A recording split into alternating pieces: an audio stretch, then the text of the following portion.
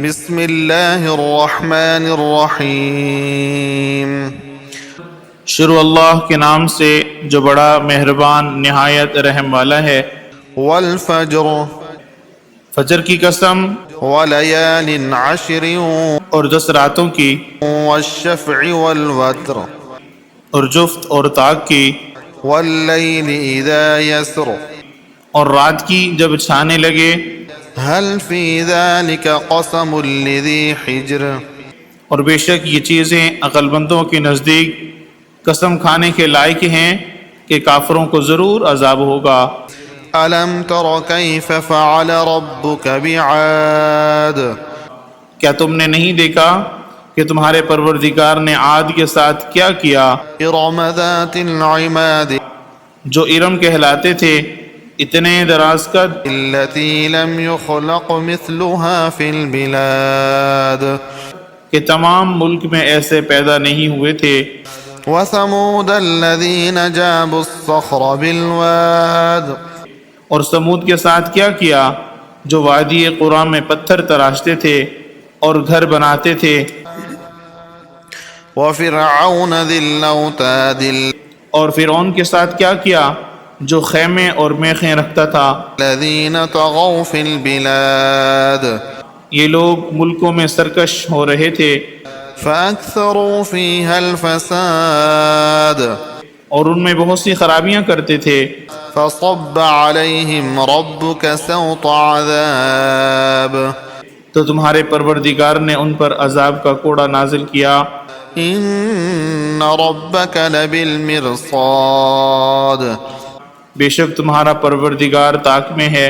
فأما الإنسان إذا ما ابتلاه ربه فأكرمه ونعمه فيقول ربي أكرمن، مگر انسان عجیب مخلوق ہے کہ جب اس کا پروردگار اس کو آزماتا ہے تو اسے عزت دیتا ہے اور نعمت بخشتا ہے، تو کہتا ہے کہ آہا، میرے پروردگار نے مجھے عزت بخشی۔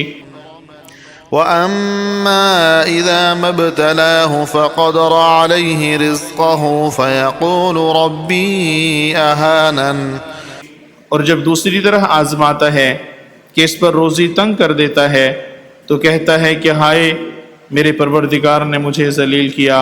كلا بل لا تكرمون اليتيم، نہیں بلکہ تم لوگ یتیم کی خاطر نہیں کرتے، ولا تحاضون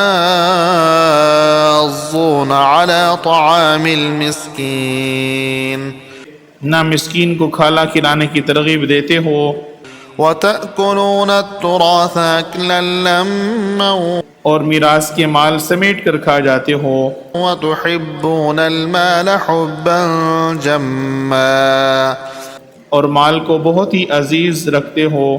كلا إذا دكت الأرض دكا دكا، تو جب زمین کی بلندی کوٹ کوٹ کو پست کر دی جائے گی، وجاء ربك والملك صفا صفا، اور تمہارا پروردگار جلوہ فرما ہوگا اور فرشتے قطار باندھ باندھ کر موجود ہوں گے۔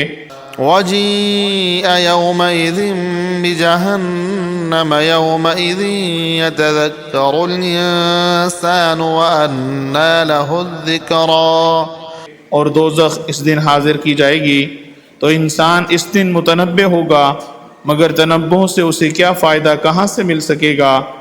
يقول يا ليتني قدمت لحياتي، کہے گا کاش میں نے اپنی زندگی جاویدانی کے لیے کچھ آگے بھیجا ہوتا۔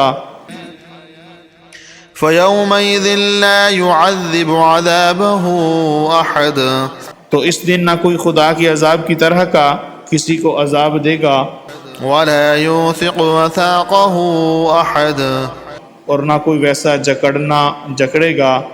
يا أيتها النفس المطمئنة، اے اطمینان پانے والی روح، ترجعي إلى ربك راضية مرضية، اپنے پروردگار کی طرف لوٹ چل تو اس سے راضی وہ تجھ سے راضی۔